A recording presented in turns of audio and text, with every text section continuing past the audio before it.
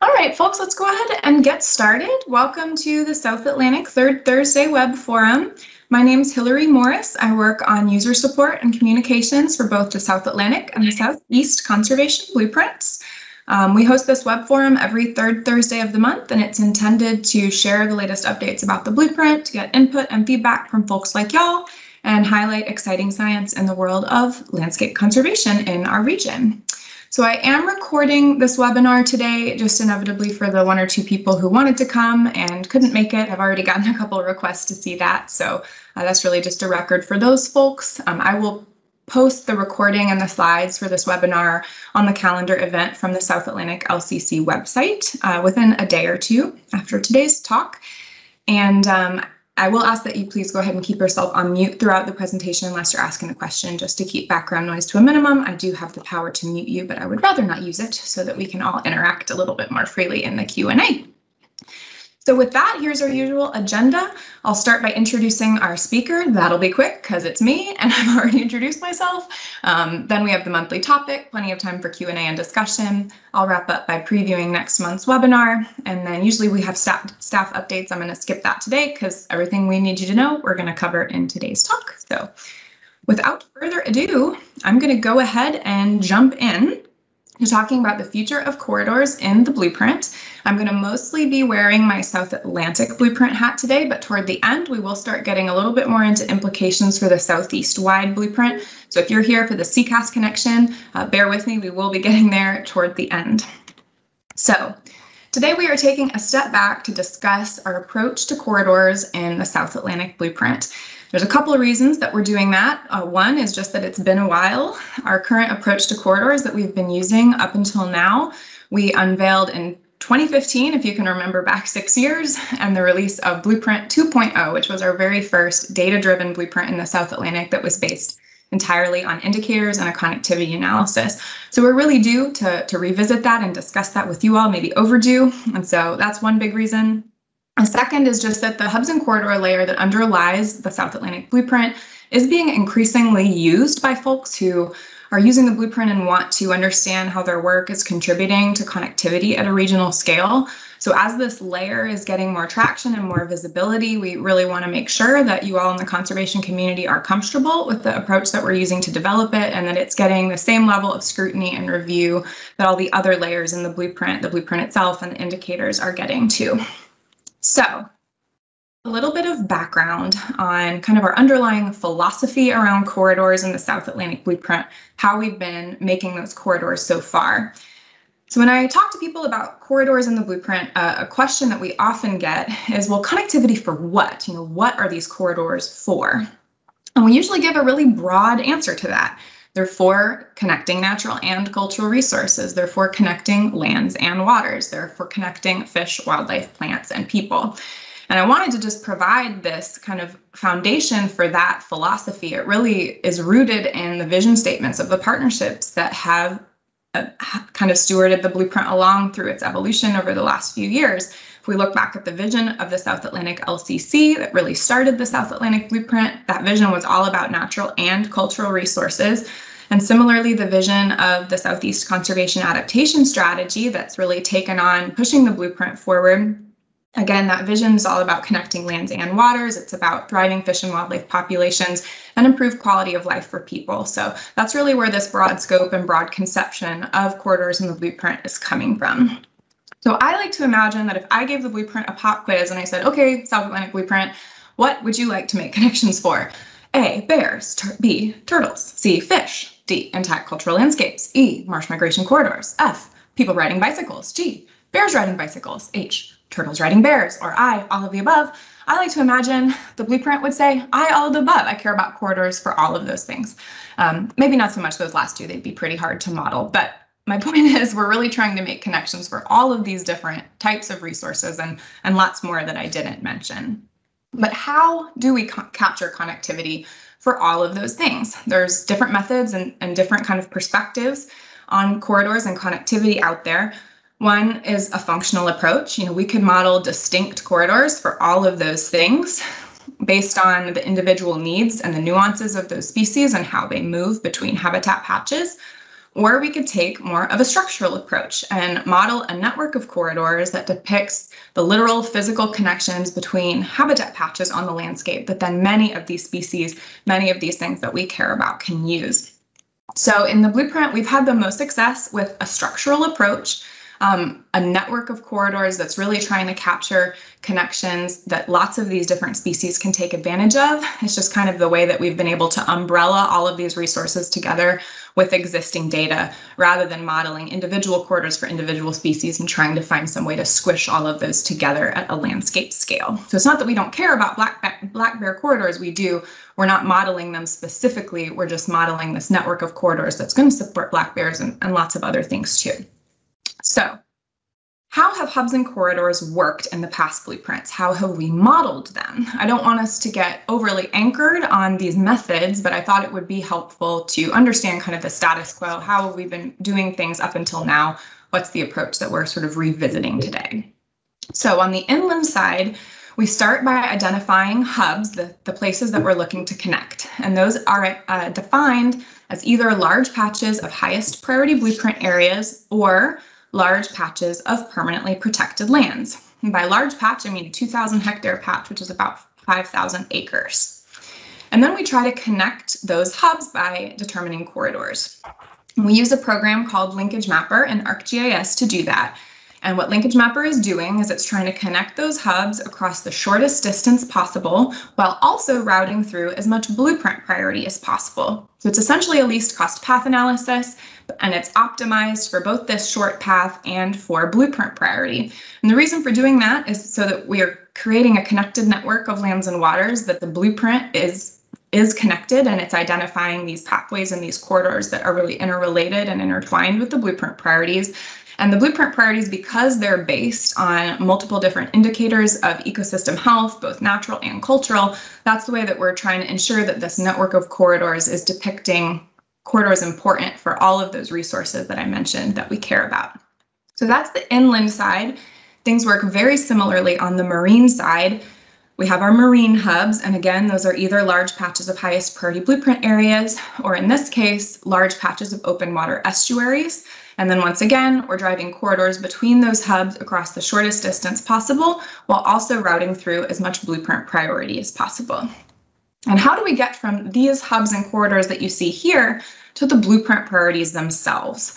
Well, we want to be sure that any area really important for connectivity in this hubs and corridors layer is captured in the blueprint itself. And so any part of a hub that's not already prioritized in the blueprint, we make medium priority in the blueprint.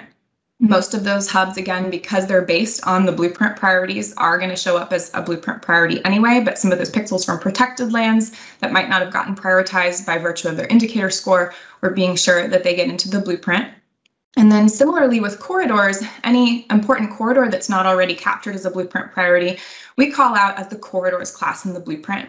And the math here gets a little bit interesting. On the GIS side, we reserve 5% of the total South Atlantic area for corridors, so that the entire South Atlantic blueprint is prioritizing 50% of the lands and waters of our region.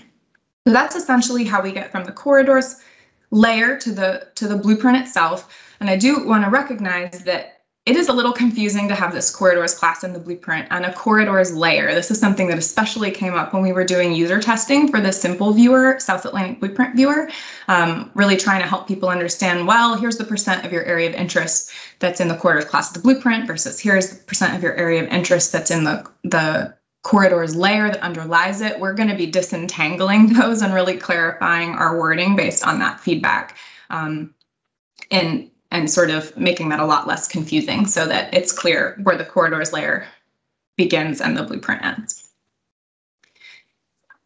Here for questions so far, either on kind of the corridor philosophy up to this point or the methods that we've used to make corridors. All right. Not hearing any, I will move along, but there'll be plenty of additional pauses for questions. So if something occurs to you, we will get to you momentarily. All right, so as we've talked to people about this corridor approach that I just described, and people have used it in their work, some questions have arisen. People have noticed that these corridors are changing across different versions of the blueprint. Is that okay? Or do they need to be more stable over time? The blueprint also identifies a fairly large number of corridors. Is that okay? Or should the blueprint be focusing on a smaller number? So we wanted to pose these questions to the web community for feedback, as we often do with really crunchy, challenging questions that there's not a clear answer to. And a great opportunity to bring people together and discuss these questions were our virtual South Atlantic Blueprint workshops for 2021, which we just wrapped up. We had 8 workshops from late May into early June, and we had 122 people from 61 different organizations attend that. You can see from the pie chart how that broke down across lots of different sectors. So if you came to a workshop, we really appreciate you sharing your time and your expertise with us. Those of you who are regulars at our South Atlantic Blueprint workshops, you pretty much know the drill. We'll spend a good bit of time on the front end looking at the blueprint map and really scribbling on that, either virtually or in person, what looks good, what's over prioritized, what's under prioritized, and why. And that's super, super helpful as we work on making some changes to the draft before we finalize it. And then often we'll spend a little bit of time on one of those crunchy, challenging questions, like how should the blueprint deal with threats? Or in this case, how we deal with these couple of elements about corridors that we raised to the community for feedback. So we talked in specifics about 2 different elements of corridors, that question about corridor stability over time, how much they're allowed to move, and the number of corridors in the blueprint. So this is the question that was posed to all of the workshop attendees, and we let people vote. So on this question about corridor stability, you got 2 different chips that you could either double down on your favorite or spread across your top 2. Essentially, these were your options. 1, the corridors should shift freely in response to the blueprint priorities. They will change from year to year as they've done in past versions of the blueprint. So this is really allowing those corridors to be fluid and to shift in response to landscape change and response to changes in the blueprint itself. Option 2, they should stay completely stable from year to year. This is really the polar opposite. Let's lock those corridors down. Let's freeze them so that they're not moving. Option 3 was a hybrid. We want to ensure that the course connection stays the same. We definitely want to connect hub A and hub B, but the exact route between hub A and B might be able to shift from year to year based on the blueprint, based on landscape change. And then, of course, we always like to give people the option to pass if they're not sure. We had, before the vote, a lot of really great discussion about several aspects of this and some nuances and new ideas that we wanted to be sure to capture. So I wanted to share some of the highlights of those with you. You might remember some of these from your own workshop, but I don't think anybody except the staff attended all 8. So there are some gems in here that you might not have heard. So plenty of people spoke to the benefits of stability. As the blueprint informs land acquisition, we want to avoid starting to conserve a corridor that later disappears from the next version. And this is a direct quote from one of our workshop attendees that I thought spoke to this really well. If we're looking for this to direct investment of long-term resources like land protection and restoration, then the corridors should remain relatively constant unless significant new information comes to light. On the flip side, we had plenty of people speaking to the benefits of flexibility. The changes that our landscape is facing, sea level rise, development, those may make some sites unsuitable for corridors. On the other hand, our conservation action may make some sites suitable that weren't before. We acquire new land, we restore it, we install road crossings that allow wildlife to get across a highway. In addition, our data is changing. We're getting better data that's able to better match landscape conditions, and flexibility in your corridors really allows them to move in response to that. So as somebody put it, you don't want to continue building a corridor that's too developed to be viable. The landscape changes and the corridors should keep up. Now, getting into some of the more nuanced points that folks were making, maybe we need different approaches for corridors to suit different environments. For example, riparian corridors, they might need to be more stable than upland corridors, except on a geologic timescale. Those rivers aren't really moving all that much, and those wet areas in the floodplain, they're harder to develop. So maybe those corridors we can safely make stable, while the upland corridors need to have that flexibility and fluidity. In the marine environment, someone pointed out that you have kind of this unique need to balance stable geological features, the shelf, the upwellings associated with the shelf, and coral communities, for example, that tend to follow those. And then we also have migratory elements, the birds, the mammals, that are driven by currents. Those currents are changing. Climate change is going to change those currents too. So as somebody put it, I'd recommend that coastal corridors in particular be a hybrid due to frequent changes in the coastal landscape. So maybe it's not one size fits all. Maybe we have different approaches depending on where the corridors are. And the last thing that really came up on the topic of corridor stability, this was a really interesting one. Maybe we need a change product. So some way of showing which corridors have been the most variable versus the most stable in past blueprints. So we can really see how they've changed over time. And a benefit of this would be that we would be able to look back at historic corridors where work may already have been underway. So thinking of that point that someone made, what if we start to conserve a corridor and it disappears from the blueprint? Well, if we had a change product, we would be able to look back and see why that land was conserved. And one of our attendees said that really well. Thinking of tracking decades-long work to acquire conservation lands, will we look back and be confused as to why we purchased a particular tract? A change product could kind of help resolve that. So I believe that that was really all of the conversation that we had about stability, some of the highlights across all the workshops. And this is how the final vote turned out. So hybrid was a pretty clear winner with 71% of votes going to hybrid. 20% said shift freely. That was the runner-up. Stay completely stable, lock them down and freeze them in place. This was the least popular. And then we had 3% of folks who were unsure. So just to recap, this is that hybrid approach that was the most popular and kind of the direction and the signal from the workshops that we heard. So that's corridor stability. The second question was all about the number of corridors in the blueprint. Should we, on the one hand, stay with the current amount in the 2020 blueprint? And that's a little snapshot of corridors in the current version of the blueprint in the state of Georgia. We could focus on a smaller number of corridors. And this illustration that we showed, we encourage folks not to anchor too much on these specific corridors. This is just meant to illustrate kind of what a smaller number might look like. And then, of course, the pass option. People got one vote for this question to pick their favorite. So again, we had some really good discussion before the vote. Plenty of people spoke to the benefits of having more corridors. It gives you more flexibility, more options, more connections. And as somebody said, it's helpful to have more corridors. We can't get to them all, but these opportunities are going to shrink over time as things get developed. So kind of what's the harm in having more options? On the other hand, some people saw benefits to fewer corridors. Maybe fewer big corridors are more appropriate for the scale of a regional project like the blueprint. And fewer corridors would really help focus efforts. So someone spoke to that saying, having a few high priority corridors may be easier to focus efforts and interests than having, quote, too many priorities. Getting into some of the more nuances, maybe if we're going to have lots of corridors, it would be helpful to distinguish between them and kind of segment them out so that people have an easier time finding, well, what's the corridor that I want to contribute to in my work? So one suggestion was that we just prioritize those corridors from high to low. There were lots of suggestions about how we might do that. And then other suggestions about identifying different types of corridors and making sure that there's a good balance, a portfolio of those different types within the blueprint. So balancing regional and local, coastal and inland corridors. Again, riparian uplands came up, and also someone suggesting maybe we have some airway corridors for birds, aquatic corridors for fish, terrestrial corridors for terrestrial organisms, and again, ensuring that there's good balanced representation across all types. So as someone put it, relative to the corridor prioritization idea, what if we use more corridors, but we prioritize the significance of the corridor? And he suggested more highly prioritizing the cores of the corridor than the edges. Then the less priority corridors could be shown with a lower ranking. So this idea of higher priority cores, lower priority edges came up. Some people suggested that you use that change product to look at priority corridors that are the most stable, that are kind of the no-brainers that keep coming up again and again. Maybe those are higher priority. The ones that tend to be more fluid and jump around, those would be lower priority. So we had lots of really good ideas about how we could distinguish between different types of corridors.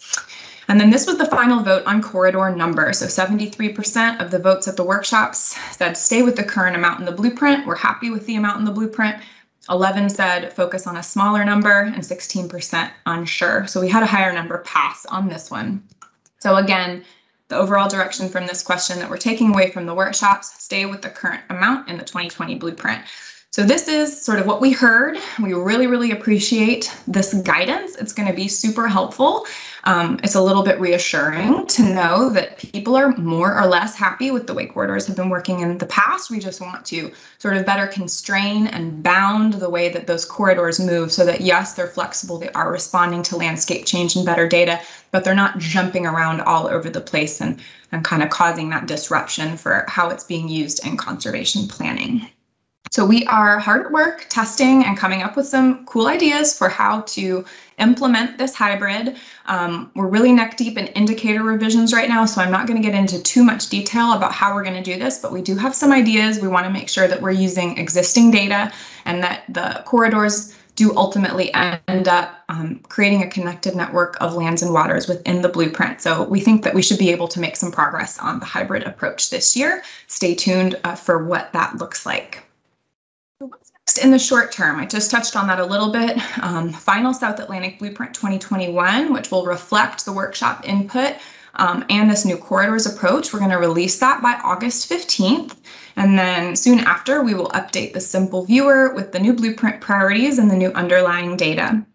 And then as always, we seam together the South Atlantic Blueprint with other neighboring plans to create the Southeast Blueprint. Southeast Blueprint also gets updated every year in the fall. And so Southeast Blueprint 2021, which will reflect these latest South Atlantic Blueprint priorities, that will be out in time for the CIAFWA annual meeting in mid-October. I believe CIAFWA starts October 17th, so it will definitely be done by then. So I'm going to pause here again for questions and comments. I'd love to hear some reactions to the workshop feedback. If you were there, is that what you heard too? If you weren't, what are your thoughts on what other people said? Did we miss anything? Do you have some new ideas on how to approach connectivity that we haven't captured? And again, feel free to unmute yourself or speak up in the chat. Hey, Hilary, this is Beth. I think that was a great summary. I really appreciate the summarization, and I think it reflects at least the 2 workshops that I attended. So good job. Thanks. Hey, Hilary, this is Kent Wimmer down in Tallahassee. Have you been working with Tom Hochter at UF? Because I know they do a lot of modeling for the Ecological Greenways Network here in Florida. And just wanted to see how your models were consistent or compatible with his modeling. That's a good question. We've definitely worked with Tom on several different projects. Beth, are the Florida Ecological Greenways corridors, are they the ones that you all are using in the Florida blueprint, or is your data coming from a different corridors piece? No, so our corridor and hubs piece within the Florida blueprint came from the clip layers for connectivity, which were from the Florida Ecological Greenways Network. And so we'll be updating our corridor layer based on this new Florida Ecological Greenways Network that's being finalized in the next month, maybe this month. I think I remember June being a date. So we should be getting that soon. I'm not going to promise that we'll that quickly get it incorporated because we have some other things, but yeah, that is reflected in Florida. And then we can always, what we've done in the overlap zones again, look at how those overlap zones, how the corridors layers compare. So I think that would be, the main thing that we've done to look at that overlap, Kent, would be just, we do check overlap zones, as Beth said, where the South Atlantic Blueprint overlaps with Nature's Network in the Northeast, where the South Atlantic Blueprint overlaps with the Florida Blueprint to the south. We do definitely look at the integration and how well those corridors are lining up across those lines. I don't think we've vetted the South Atlantic Blueprint corridors specifically against the Florida Ecological Greenways Network, but especially if an update to that is on the way, it sounds like that would be something really good for us to do to see how well this new approach in the South Atlantic Blueprint is matching or not matching with Tom Hochter's work. I do think one difference that I've noticed a little bit, and it may be how we used that data for our blueprint creation, but I know our hubs are very large in Florida, based on some of the maps shown that it seems that everything's just a little bit larger or bigger and not. I thought it was everything's bigger in Texas, not everything's bigger in Florida. I am from Texas, and that's true, but I know because we do have some very large, it's amazing, still some large, fairly intact places in Florida based on the criteria of how we're defining our hubs. So that may be one difference when you leave the rest of the Southeast and come into Florida, our hubs may look a little larger. Gotcha. But that's a great suggestion, Kent. Thank you for that. I mean, so one of the things that we're batting around with with this hybrid is maybe trying to come up with a way to incorporate other corridor work and really elevate other corridors that have been vetted by other organizations. That's just something that we're batting around. So certainly, I think we should be able to validate the South Atlantic Blueprint corridors against the Tom Hochter's work, and that could potentially be something that we see if we can integrate more formally in the methods too. Yeah, and Hilary, one other difference, I know the two options you talked about very early in your presentation of functional versus structural. I think there's some of both in Florida, because there are a slightly expanded suite of species, these large, wide-ranging species that are at least accounted for, and looking at some of their needs within the Florida Ecological Greenways Network. But then it's also some structural and some least cost kind of things. So it's, again, we have a lot of data in Florida, and so a whole lot of things are being put into the mix, which is a lot easier when you're working within one state versus across a whole bunch of states. Sure. But regardless, it seems like we should take a closer look at that and see how we line up and kind of see what methods and what data that work is blending, and see whether there's some stuff that we can borrow. Yeah. Hilary, I just wanted to check real quick. What is the hub size that? Is there a minimum hub size? Yeah, so it's 2,000 hectares, which roughly translates into about 5,000 acres. Amy and I were joking the other day about how I always feel like we're caught in two worlds. We're trying to use metric like real scientists, but we're also trying to communicate clearly with people, and I just can't conceive of a hectare. I just really struggle with that. So 2,000 hectares, 5,000 acres.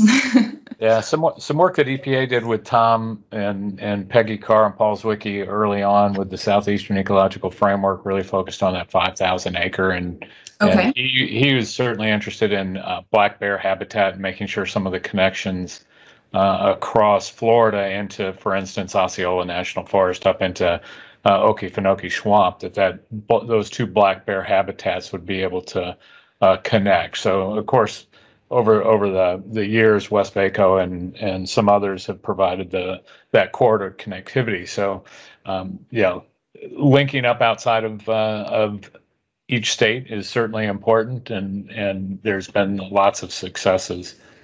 So it's good to know that 5,000 acres is sort of the minimum.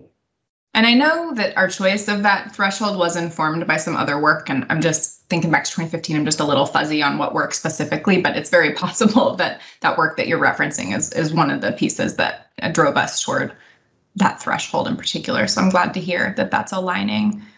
And something that you touched on there reminds me that I should have mentioned is we do identify hubs outside of the South Atlantic geography, and we buffer when we're doing our corridor run so that we're not building corridors to nowhere that immediately vanish as soon as you cross the line into a different subregion.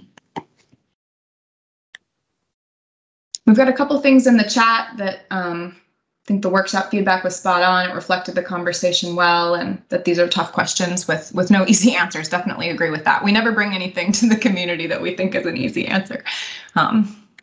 We always need help with the really hard, crunchy stuff. Anything else? I've written down a couple of these notes and suggestions. Thanks, folks.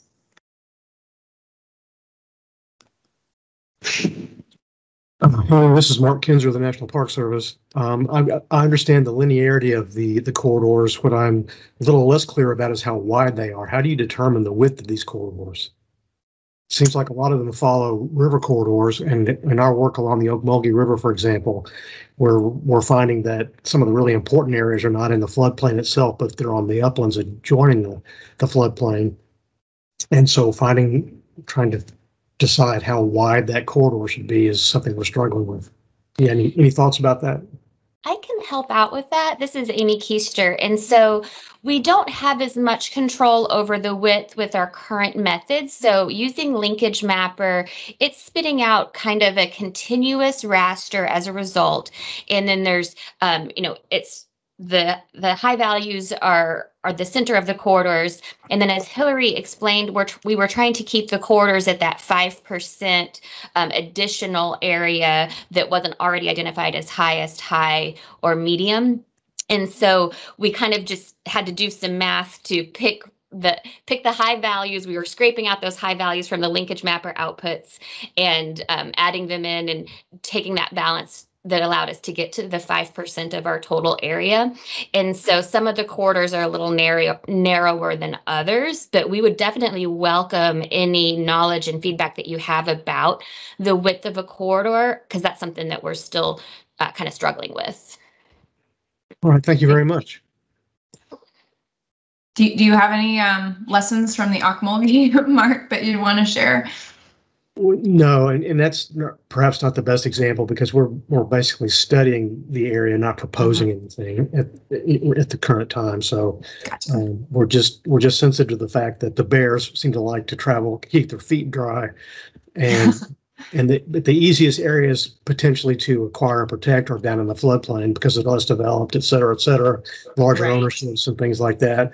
But people are telling us that really that doesn't do you that much good if you don't get the upland areas as well. So that's really helpful feedback. I appreciate that. Anybody else? This is so helpful. This is exactly what we were hoping to get out of this. All right, I'll go ahead and move on to the last piece, but we will pause again for questions at the end. So I promised that we would get to the CCAS connection and to the Southeast Wide connection. So if that's why you tuned in today, here is your moment. We're going to look further ahead past South Atlantic Blueprint 2021 and a little bit into the more distant future. So as a reminder, the South Atlantic is part of this broader Southeast and Caribbean strategy called the Southeast Conservation Adaptation Strategy. And this is just kind of showing where the South Atlantic geography, where the South Atlantic Blueprint fits into this larger area. South Atlantic shown in orange, the Southeast Conservation Adaptation Strategy, or CCAS geography here shown in green. And so the way the Southeast Blueprint works is we stitch together the South Atlantic with all of these other great sub-regional plans. It's each shown in a different color on this map. The South Atlantic is in purple. So it's almost like squares of a quilt. We're stitching together these different plans. We're translating the priorities from those plans into one cohesive Southeast Blueprint map. So here the unique inputs are shown in colors, and then areas, Beth mentioned those overlap zones, areas where more than one plan exists and is being used to drive the blueprint priorities. Those are shown in the hatching. So this is the way things have been working. This is the literal input map for the current Southeast Blueprint. It's probably going to look pretty similar this fall in terms of what plans we're using and what those overlap zones look like. But next year, we are taking a massive leap forward in the consistency of the underlying data and methods that underlies the Southeast Blueprint. And we are very excited about this. So we are going from 6 different plans, all kind of coexisting and integrating together in this main core area, the Southeast, to one plan covering 12 states. So essentially how this is going to work, and Rua went into a lot more detail about the methods on last month's web forum that focused on zonation. So we're going to be using the Spatial Conservation Modeling Program zonation, which is what the South Atlantic has been using in its blueprint. We're going to use zonation to model a one seamless blueprint input across this 12-state region, and that's going to be based on consistent indicator data sets. So if you're familiar with the South Atlantic Blueprint, we are going to be using lots of those indicators, but expanded across this larger area. Amy's been particularly hard at work on that this year, expanding all of the South Atlantic indicators that can be expanded so that we're really ready to hit the ground running on this fall. We'll also be keeping the door very much open to other data sets that are being used by any of these other sub-regional plans that we can get extended to this full area. And so definitely are kind of soliciting and integrating lessons learned from these other plans. We've had several good meetings with folks, especially from Appalachian Naturescape Design and from the Middle Southeast Blueprint, about what was working well in those plans, what was not working so well, what they want to keep, what they want to change. So this is really going to be kind of uncharted territory, a new frontier for our modeling approach. And with this approach is going to come an opportunity to really think in a more concerted way about corridors across this 12-state region and into the broader Southeast. And many of these challenges and these questions that we've been wrestling with in the South Atlantic, on this web forum, at our workshops, are going to be very much relevant to how corridors work across the Southeast Blueprint and across this 12-state area that we're modeling for. So And we're very excited about this approach. Like I said, it's also very much a new thing, and we are going to run into challenges, some anticipated and some that I'm sure will be surprises. So I don't want to promise exactly what corridors are going to look like, exactly how we're going to pull this off, but we are striving toward a corridor layer that covers as much of the Southeast blueprint as we possibly can. I think that that's going to be a lot more doable now that we have this 12-state blueprint where we're able to look at corridors across this whole area. So we will be carrying forward a lot of this input that we've heard at the workshops, that we've heard on this webinar, and applying it toward this broader Southeast blueprint approach. We will also be really opening the door to talking to folks who haven't been involved in the South Atlantic and making sure that they're comfortable with that as well. One of the lessons learned from this corridors approach and realizing that we hadn't taken this question to the broader community for quite some time, it's the way that we've been doing the corridors tends to come toward the end of our analysis. So because they're so intertwined with the blueprint priorities, we kind of have to have the blueprint priorities first before we run the corridors. And that's meant that corridors are often happening at the end when we're really pressed for time. And so we're working on making some adjustments to our methods and adjustments to kind of our process of getting feedback and review to make sure that this corridor layer that underlies the blueprint is going to get a lot of good time and attention and vetting. So that is the note that I wanted to end on, looking ahead toward 2022 and beyond and how this is all going to work in the Southeast Blueprint. Definitely stay tuned for more on that. We're excited. With that, I will pause again for any additional questions or suggestions too. All right. We'll pause again at the end, so it's not your last chance, but I'll go ahead and move on to previewing next month's web forum. If you are into fire or conservation planning, you are going to really be into this talk. We're going to be hearing from two folks with Tall Timbers Research Station, as well as RUA, about how fire regimes can be used as ecosystem indicators. We'll be looking in particular at this new Southeast Fire Map project. That's a new fire mapping system for the whole Southeast U.S. longleaf range that was developed by funding from NRCS, and they're using a remote sensing approach to track wildfire and prescribed fire across this region on both public and private lands.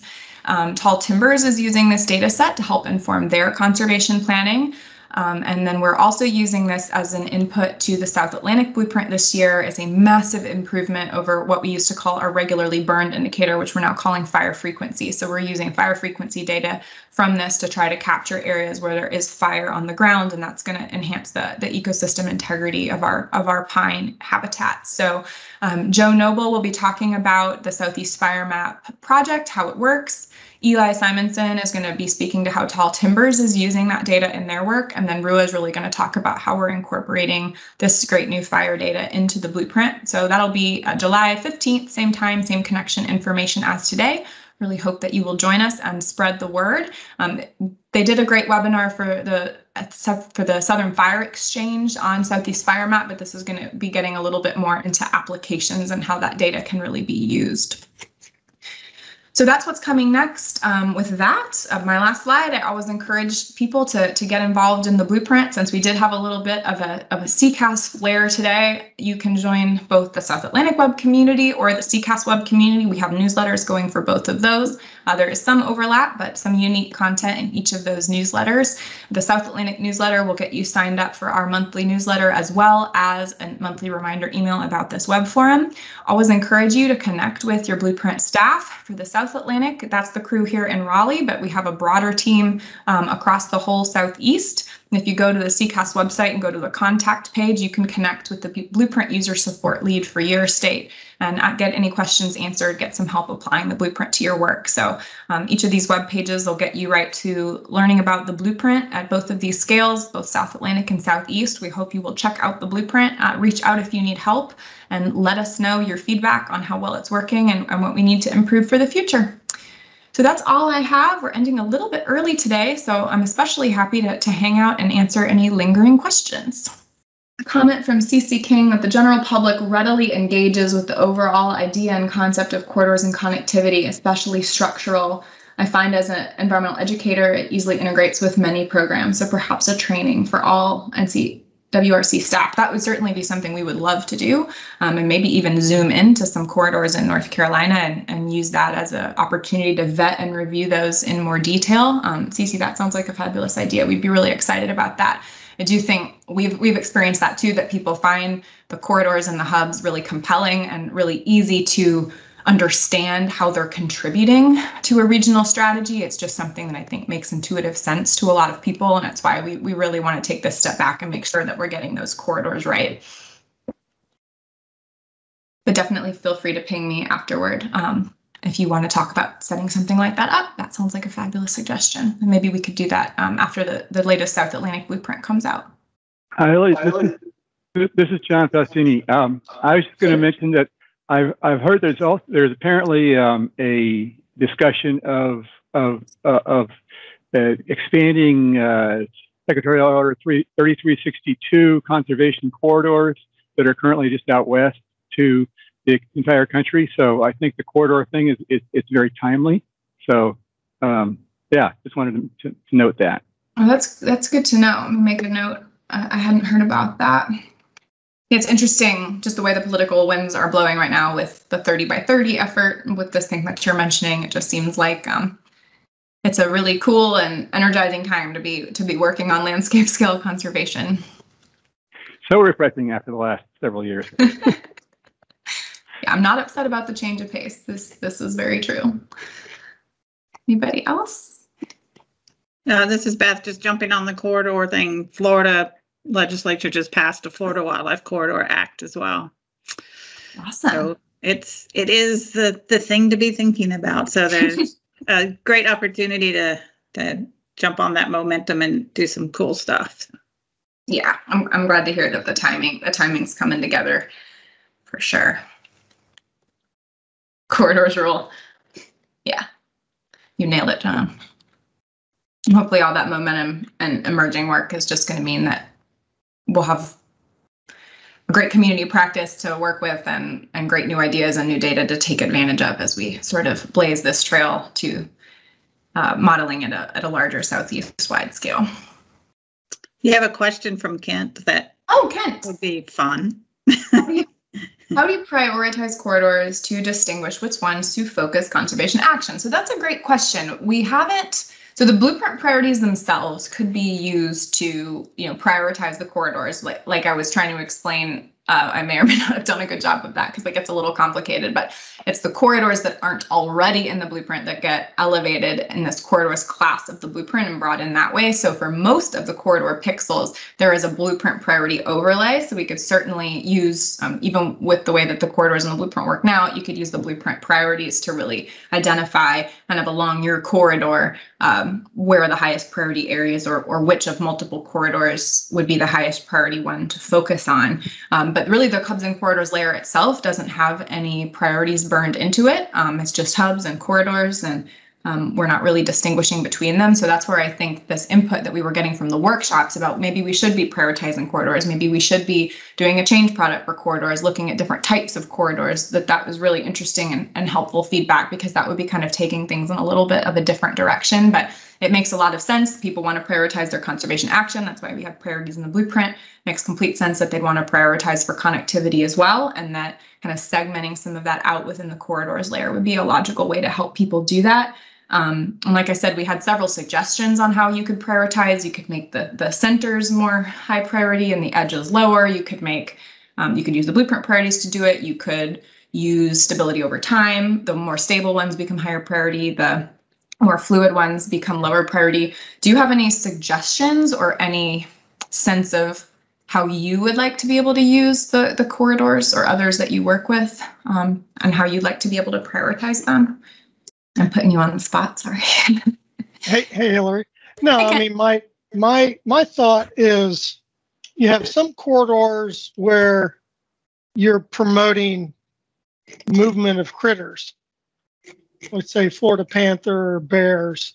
You have other corridors where maybe their primary function is moving water, moving sediment, moving, providing a migration route for butterflies. And, there's other corridors, as you indicated, bears on bikes. You have the Appalachian Trail, you have the Florida Trail, Connecticut Trail, you have different human corridors. And I was just curious, how, we have limited dollars, should I be focusing on the Appalachian River corridor, or should I be focusing on the Choctawhatchee corridor, or the Yellow River corridor, or the Swanee corridor? Right. That's kind of where I was, getting to. It all originates in my mind from the purpose for which you're trying to conserve. What's your goals for particular corridors? Yeah, that's a really good point. I think in the way that corridors are currently conceived, the primary way we would accomplish that would be by overlaying additional data or by using the indicators to kind of highlight, here are values for greenways and trails within this corridor. For example, if you're interested in outdoor recreation, maybe this would be a good place to focus. It's interesting with groups that are using the blueprint at a more local scale. They're often not looking at the whole Southeast being like, where should I work? They're working on the Upper Waccamaw River corridor, and they're eager to really move along. They know where they want to work. They want to see those priorities reflected in the blueprint. They know that this corridor is a priority, and they want to go forth and acquire land and do restoration and really implement that corridor. But certainly for people who are thinking at a broader regional scale, who have more of a cross-state scope and can be a little bit more flexible, and I could work on any of these river corridors, I think it makes a lot of sense to build that more into the blueprint so that it helps people make those types of decisions. So thank you for that. Yeah, Hilary and Ken, on the Florida for our corridors, we do have 2 priority levels because we have data that allows us to very easily do that. We import from the Critical Lands and Waters project. But one thing we've tried to do, which can get a little complex because there's so many data layers that go into CLIP, but we tried to make it so you could sort of unpack and see what was the sort of foundation or core data layer that contributed to a particular part of the blueprint being added. Because of the way ours was developed, we have all these building blocks, and then you have, the final, it's a highest priority or medium priority, but to make it so you can sort of unpack that. And then another thing, Kent, that we're trying to incorporate is, the threats, which a temporal threat layer that, which ones might be more at risk of being lost, and, critical pinch points that, they're all the same otherwise, but if you look at maybe development pressure, sea level rise, and the timing of those threats, there may be more of an urgency on some than others. So that could be another way to prioritize. Another great suggestion.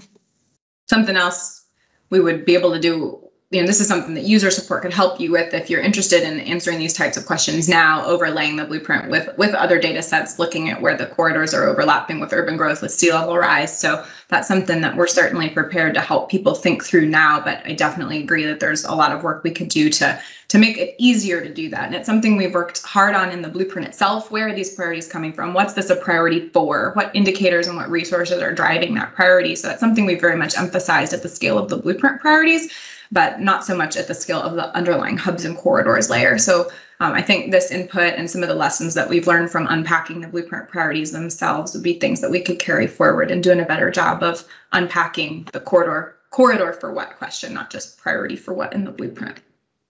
I'm just keeping an eye on the chat. Anybody else? I'm loving this discussion, folks. Thank you so much. I didn't want to just rehash the workshop conversation. This was my hope that we could kind of summarize that and build on it. And very pleased that that's working out. All right, it sounds like that's it. Thank you all so much for tuning in today. I really hope you'll join us in July to talk to the folks from Tall Timbers and discuss fire as an ecological indicator. I think that's going to be really cool. And enjoy the rest of your day. Thanks, everybody.